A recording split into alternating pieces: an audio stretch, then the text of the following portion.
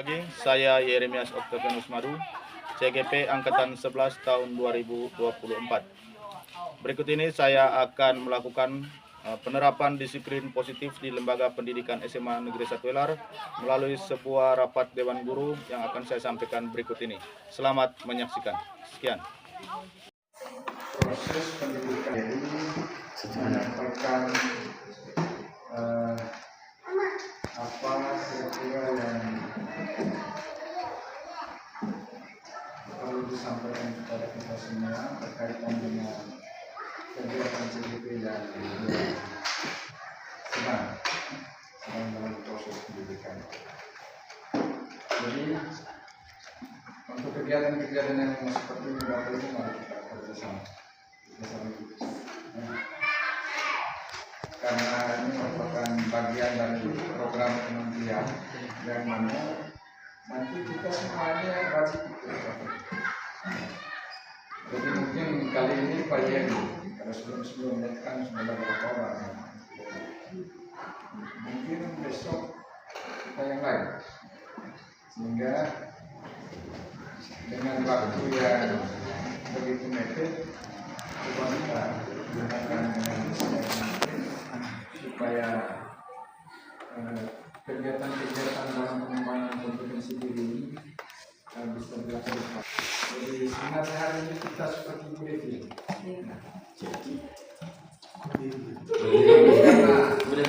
Saya lupanya sejak kemarin pada Pak Yeri karena tema dalam kegiatan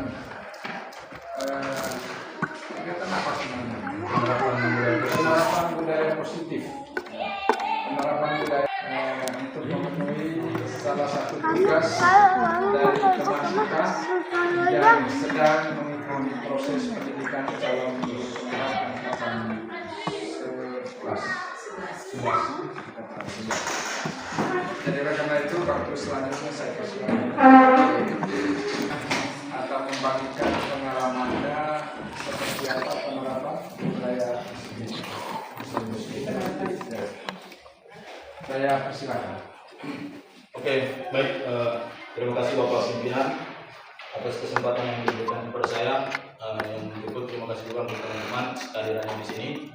Minta maaf teman-teman harus menyetor waktunya sedikit karena tugas ini pada bagi saya sangat penting sekali untuk menyebarkan budaya positif. Saya merasa terbantu, dengan beberapa teman CGP yang sudah mendahului saya, yaitu pada Mas, Pak Rika dengan Ibu Lili, serta yang sekarang Ibu Indah. Banyak hal yang saya dapatkan dari mereka tentang pelaksanaan kegiatan guru penggerak selama ini. Dari berbagai kegiatan yang dibuat, saya juga dibawa. Setelah diketahui teman-teman guru penggerak yang terdahulu, saya dibawa setiap kali lokakarya sudah 3 kali dari nol, lokakarya 0 sampai lokakarya 2 kemarin. Sebenarnya itu kan kalau hitung dari 0 sudah 3 ya, tapi karena nolnya hitung lain. Itu saya sering menceritakan tentang bagaimana guru-guru teman-teman guru penggerak yang terdahulu sudah berbagi tentang praktik baiknya di sekolah kita. Saya menunjukkan itu dan nilai plus didapatkan dari sana untuk SMA kita. Ternyata program guru penggerak selama ini sudah memberikan banyak manfaat positif di sekolah Pak Yeri. Itu yang disampaikan oleh pengajar praktik dan juga fasilitator kemarin. Sekolah kita juga diberi apresiasi pimpinan oleh Balai Guru Penggerak bahwa SMA 1 Welar juga sebagai sekolah yang sudah banyak menitipkan gurunya sebagai guru penggerak. Luar biasa sekali, dan harapan mereka juga kepada Dinas Pendidikan Kabupaten Manggarai Timur kemarin sempat menyampaikan bahwa harapan mereka ke depan, mari kita sama-sama untuk ikut dalam kegiatan program guru penggerak ini, karena program ini sangat luar biasa. Oke, itu sekedar pengantar dari saya. Jadi hari ini, kalau kemarin kita berbicara tentang visi dan misi SMA Negeri 1 Welar dan visi dan misi saya sebagai CGP, sampai pada kesimpulan yang ditulis oleh Ibu Lili kemarin, mewujudkan peserta didik yang berakhlak mulia, mandiri, berpikir kritis, kreatif, dan menguasai teknologi informasi dan komunikasi. Itu kita sudah lakukan pada pertemuan yang kemarin bersama Bapak PP Sekarang masuk ke yang berikut yang harus kami lalui sebagai guru penggerak, itu penerapan disiplin positif di lembaga pendidikan.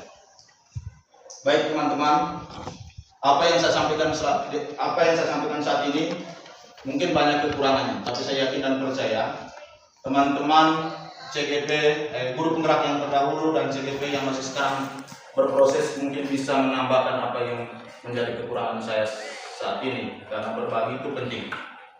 Saya rasa seperti itu. Hari ini teman-teman, kita berbicara tentang disiplin positif. Ada 6 langkah yang saya mau lakukan hari ini, tapi sebelumnya saya minta Ibu Endang untuk ice breaking dulu untuk kita lebih semangat. Jadi tuntutannya harus seperti itu.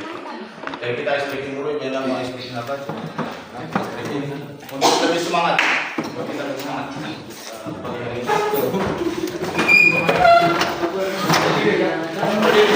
Ya, kita berdiri. Bapak Ibu silakan berdiri. Langsung step supaya tidak memperpanjang masing-masing. Sekarang masing-masing cari pasangan. Cari pasangan. Semoga tidak ada yang sudah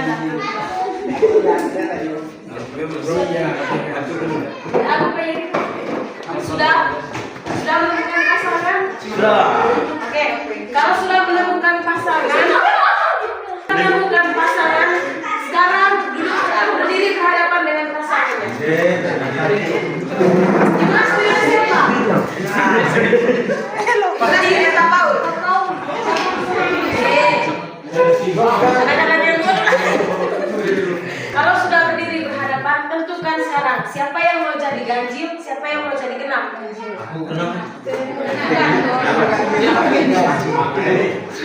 Siapa yang mau jadi ganjil, siapa yang mau jadi genap. Saya beri waktu kurang lebih 2 detik untuk mengingat mana yang termasuk bilangan genap dan mana yang. Kalau sudah bisa bedakan, sekarang yang ganjil tangannya seperti ini. Yang ganjil depan. Kemudian yang genap tangannya diletakkan di luarnya si ganjil dari seperti ini. Tidak boleh terlalu dekat. Intinya nanti si genap harus bisa menangkap ganjil. Kalau sesuai dengan sumpah dari saya.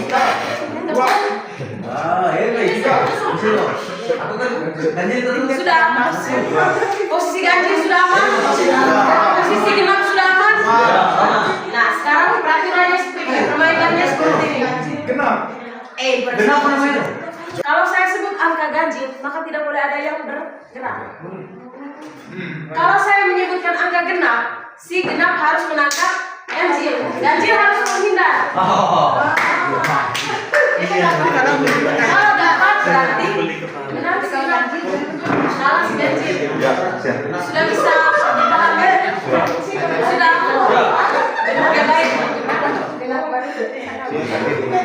Kita simulasi 2 kali step.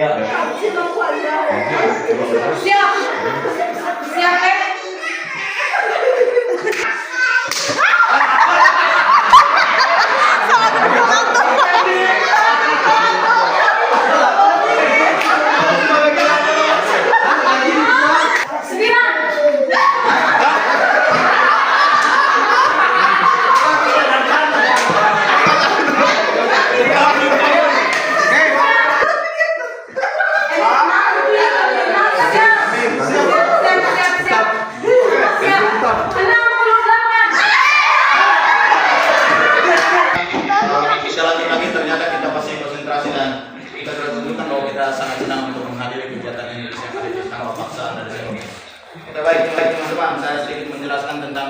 materi saya hari ini. Yang pertama, penjelasan budaya positif atau disiplin positif. Sebagai guru yang baik, kita mungkin sudah pernah mendengar istilah budaya positif. Mungkin ada yang tahu tentang budaya positif yang selama ini kita jalani. Mungkin ada yang tahu, mungkin dari teman-teman ada yang tahu tentang budaya positif itu apa.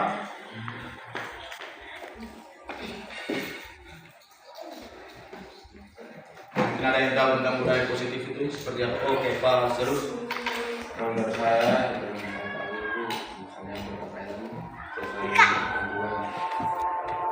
beberapa Marcelus. Ada lagi? Oke, Besti. Menurut saya gaya positif itu sesuatu kebiasaan yang kita buat yang nilainya baik. Oke, sesuatu yang kita buat yang bernilai baik. Terima kasih Bu Besti. Ada lagi? Satu lagi.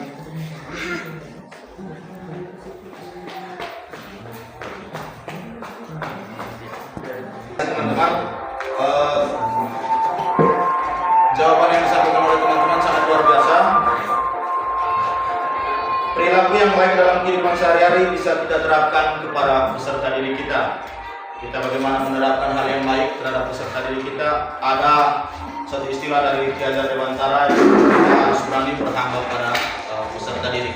Itu yang saya ikuti selama kegiatan guru penggerak. Berhamba pada peserta didik bukan berarti kita harus mengemis, tetapi kita harus berani melayani kebutuhan peserta didik kita sendiri. Baik. Apa yang disampaikan sangat baik sekali, di mana tujuannya agar siswa lebih jujur dan sadar diri terhadap tindakan yang mereka lakukan. Harapannya, ketika anak-anak memiliki disiplin positif, mereka dapat mengontrol diri mereka sendiri. Artinya mereka juga sadar bahwa sekolah bukan paksaan. Yang berikut, motivasi untuk belajar harus dimulai dari dalam diri sendiri, bukan paksaan dari orang lain. Itu materi yang pertama. Yang kedua, teman-teman, motivasi perilaku manusia, atau apa yang Bapak Ibu tahu tentang motivasi. Kira-kira yang Bapak Ibu guru tahu tentang motivasi itu seperti apa dalam kehidupan kita di lembaga pendidikan itu seperti apa? Mungkin Bapak Ibu tahu, satu dua orang teman guru mungkin tahu tentang motivasi itu apa artinya.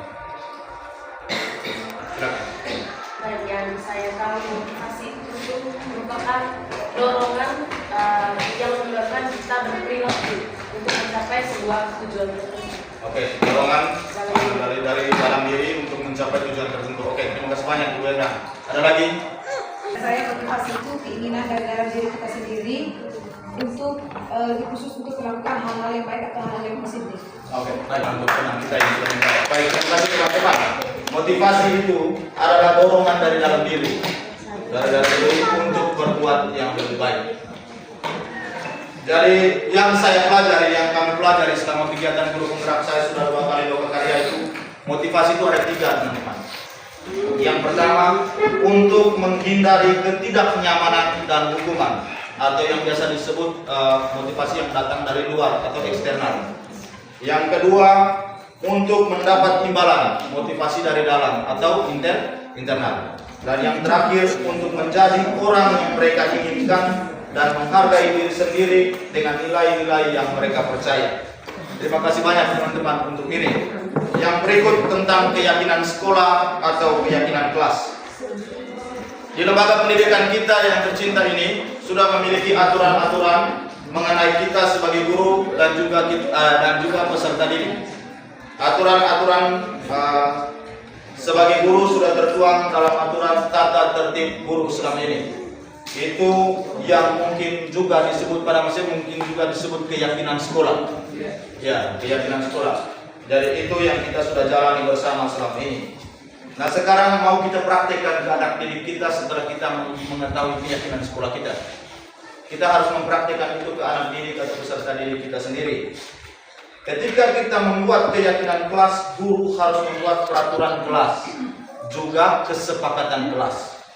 Dengan begitu siswa merasa bahwa itu adalah hasil kesepakatan yang mereka sendiri buat dan harus dipertanggungjawabkan oleh mereka dengan senang hati dan tanpa paksaan.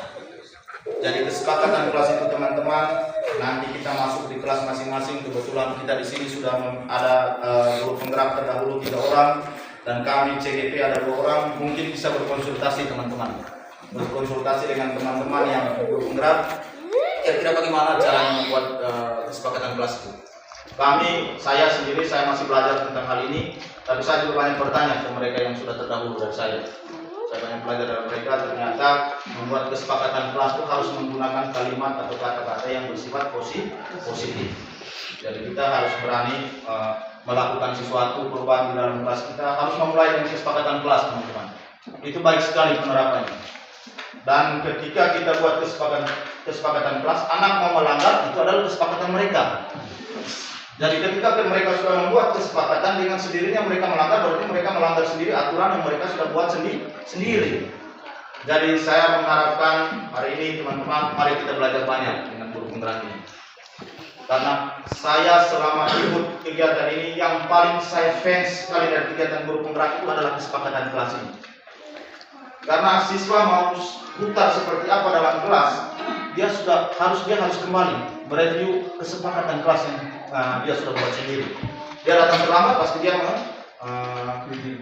mereview dia kembali. Oh, saya terlambat itu berarti saya kesalahan di kesepakatan kelas yang mana. Jadi kita tidak perlu memberikan sanksi yang seperti apa, tapi mereka sendiri yang bisa memikirkan bahwa saya bersalah ketika saya harus berbuat seperti ini. Jadi teman-teman, bukan berarti menggurui, tapi sekedar membagi bahwa kegiatan guru penggerak itu sangat baik sekali. Yang lebih fokus ini di kesepakatan kelas ini, teman-teman. Coba teman-teman bisa praktikkan mulai semester baru ini. Coba kita pada saat kita masuk kelas kita buat kesepakatan. Hari ini kita mengajar tentang ini, sepakat kita sepakat dulu. Hari ini sebelum pembelajaran dimulai kita sepakat. Dan sepakat apa itu 1, 2, 3, 4 sudah kita mulai belajar. Dan ketika di dalam menjalankan pelajaran hal itu mereka lakukan kesalahan, berarti mereka melanggar apa yang mereka sepakat bersama. Jadi itu teman-teman. Jadi mari kita bertanya ke yang sudah senior dari kita di guru penggerak ini, guru mereka, Pak Ramas, Pak Rikard, dan Ibu Eda sudah melewati materi ini. Saya masih bergelut di materi ini, tapi saya coba belajar banyak di sini. Itu teman-teman. Jadi tadi kembali lagi ke keyakinan kelas. Yang saya tulis di sini, contohnya dengan membuat kata yang mudah dihafal dan sederhana, pasti menggunakan kalimat yang positif. Jadi seperti itu teman-teman. Contohnya, salah satu contoh yang saya ambil di sini, bekerja sama, menjaga kebersihan kelas dan lain-lain. Jadi kita buat dulu kesepakatan. Kalau mereka mau buang sampah, pasti mereka sudah melanggar kesepakatan yang mereka buat sendiri, yaitu menjaga kebersihan. Seperti itu teman-teman. Jadi itu sangat penting sekali kesepakatan kelas itu. Intinya, keyakinan kelas harus menggunakan kalimat positif dan mudah dipahami dan dijalankan.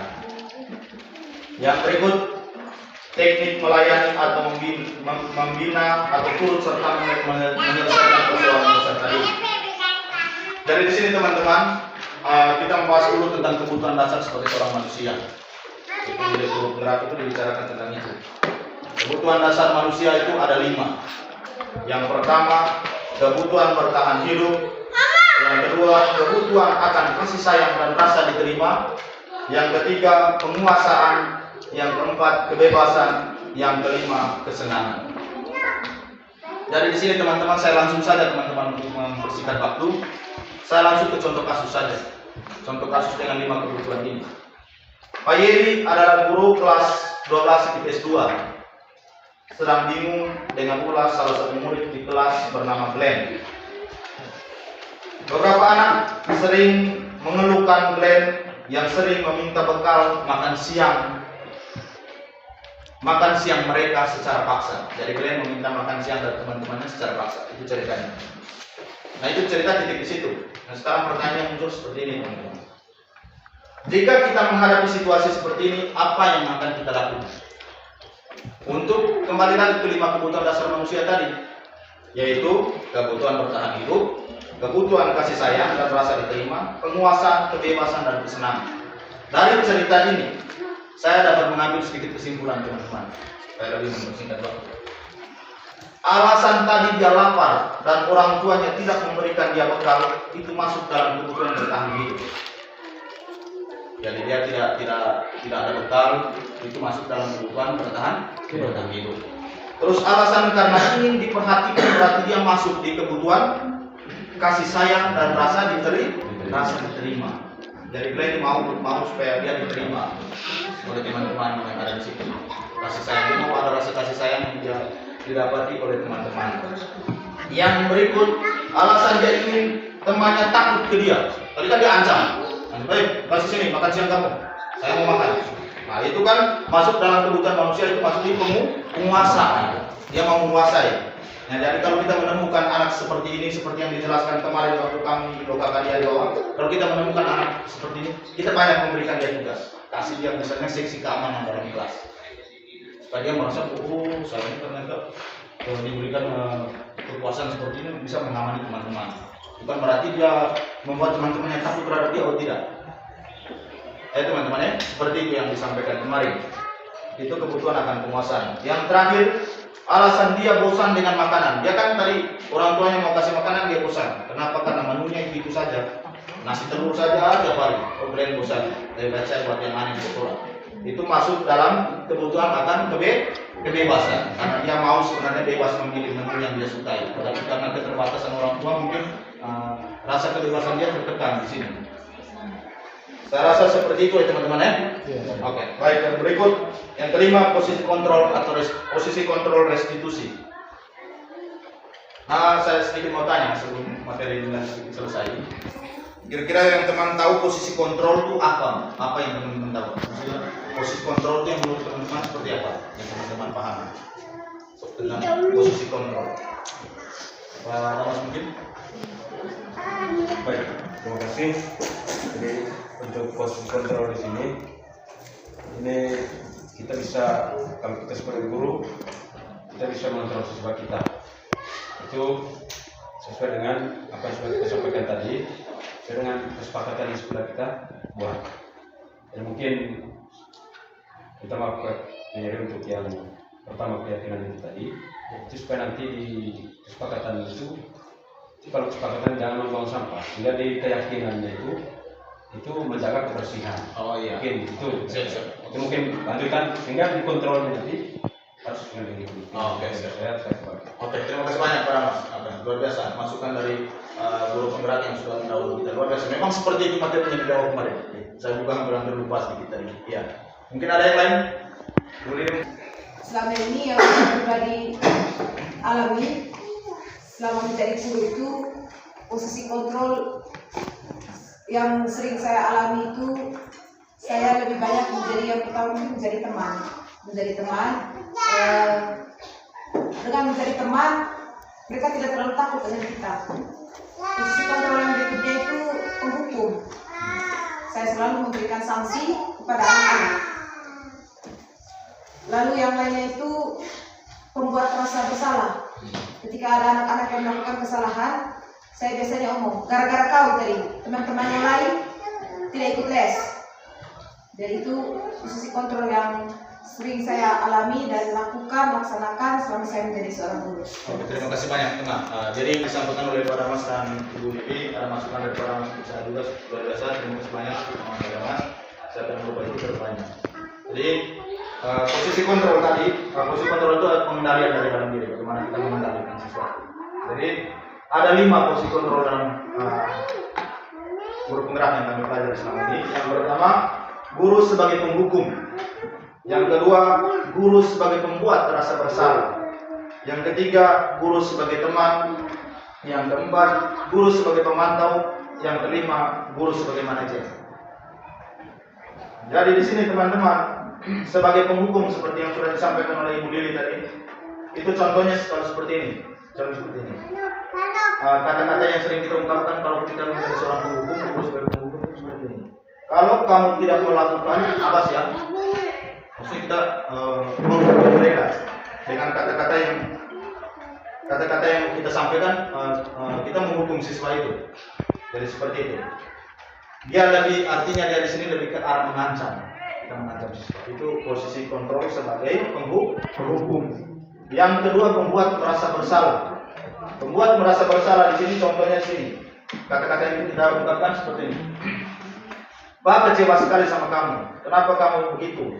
Buat sampai dia merasa bahwa dia itu bersalah. Itu yang di contoh yang kedua, membuat rasa bersalah. Pak sangat kecewa sama kamu. Kenapa sampai kamu buat seperti itu? Jadi buat supaya dia itu merasa bahwa dirinya bersalah. Itu masuk dalam posisi kontrol kedua sebagai pembuat rasa bersalah. Yang ketiga sebagai teman. Itu sering kita seperti ini, sama seperti yang Ibu disampaikan tadi. Ayolah lakukan demi Pak Guru. Jangan buat seperti itu lagi. Pokoknya kita anggap saja kita sebagai teman, tidak ada sekat antara kita dengan siswa. Seperti yang ini. Lanjutan lagi dengan itu, ayolah lakukan demi Pak Guru. Masa kamu tidak malu? Jadi dengan kalimat ajakan-ajakan seperti itu mungkin membuat siswa merasa tidak terlalu ada gap pemisahan antara kita dan mereka. Gitu, teman-teman. Yang berikut sebagai pemantau. Pemantau di sini contohnya seperti ini. Tanya apa yang kamu lakukan.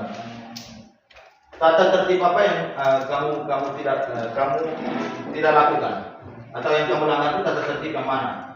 Jadi kita sebagai pemantau, pada saya seperti itu ya. Oke. Jadi seperti itu teman-teman. Yang terakhir manajer.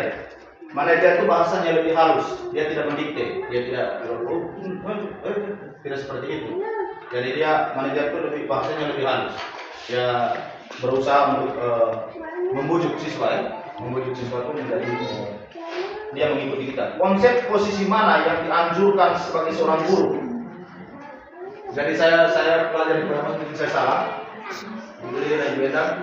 Konsep posisi mana yang dianjurkan kita sebagai seorang guru itu masuk dalam konsep sebagai mana? Manajer. Itu yang saya pelajari. Kenapa kita masuk sebagai manajer? Di mana di sini kita tidak langsung menghukum, tapi kita lebih banyak berdialog dulu dalam bahasa kita yang lebih enak. Kita tidak langsung memberikan hukuman terhadap anak, tapi kita harus berdialog terhadap anak. Jadi kita sebagai guru ini masuk di kategori sebagai mana? Manajer. Kita langsung jangan langsung, kenapa kau tidak mau anak? Sini kau, saya perlu kau hari ini. Tidak seperti itu. Tapi kita bagaimana menanya dari hati ke hati sebagai seorang manajer yang baik. Seperti itu yang akan dilakukan oleh Pak Alfian juga di atas 12 nanti. Jadi untuk menerapkan posisi kita sebagai manajer di sebuah lembaga pendidikan, maka materi terakhir dari saya yaitu segitiga restitusi. Jadi segitiga restitusi ini yang merupakan hasil akhir dari kegiatan 5 kegiatan rentetan sebelumnya tadi. Jadi tahapan segitiga restitusi teman-teman ada 3. Yang pertama menstabilkan identitas, yang kedua validasi tindakan yang salah, yang ketiga menanyakan keyakinan. Jadi 3 tindakan ini yang disebut segitiga restitusi. Itu yang saya buat kemarin dengan ini siapa kemarin yang saya ambil video itu.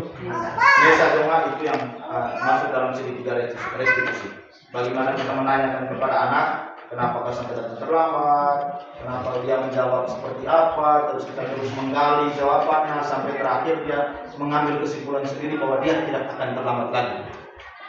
Itu segitiga restitusi itu maksudnya contohnya seperti itu teman-teman.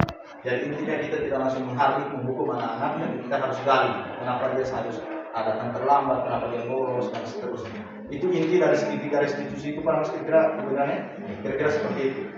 Teman-teman. Jadi saya ambil sedikit ya teman-teman, 1-2 menit lagi ya. Ketika siswa kita melakukan kesalahan itu masuk dalam menstabilkan identitas teman-teman. Ketika siswa kita melakukan kesalahan, yang pertama yang harus kita lakukan yaitu menstabilkan identitas. Tujuannya biar orang yang membuat kesalahan dia tidak merasa bersalah sekali. Jadi dia tidak merasa bersalah sekali dengan itu, dengan apa yang dia sudah perbuat itu.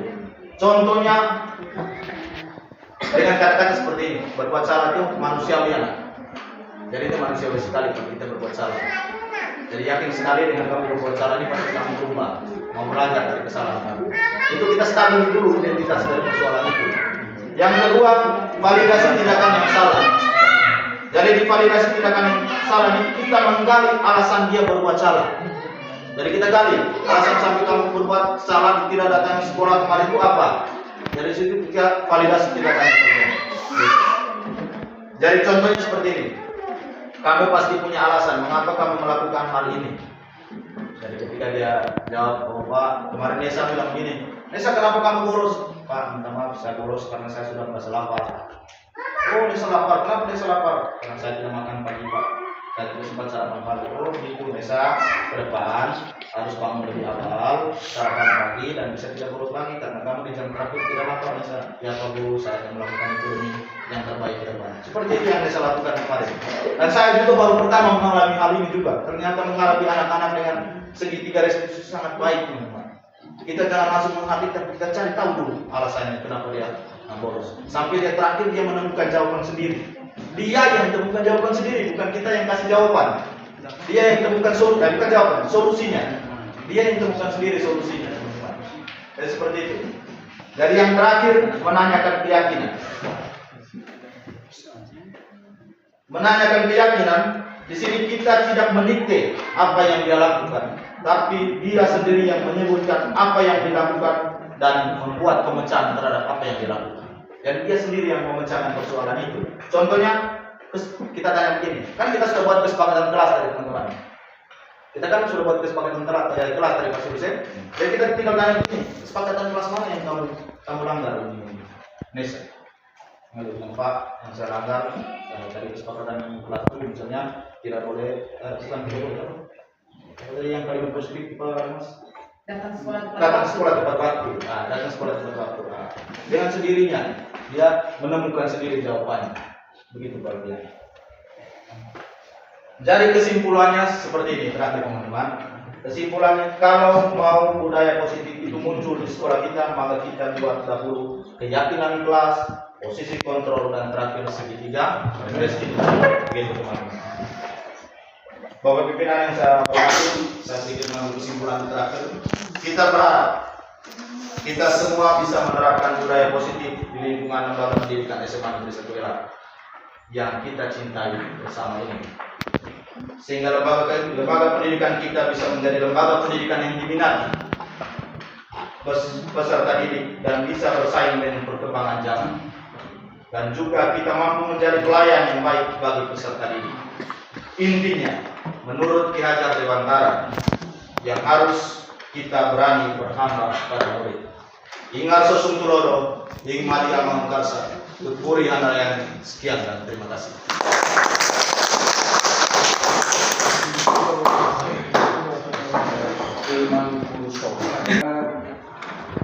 Sekali lagi saya ucapkan terima kasih kepada Yeri yang sudah menyampaikan materi terkaitan dengan penerapan budaya positif.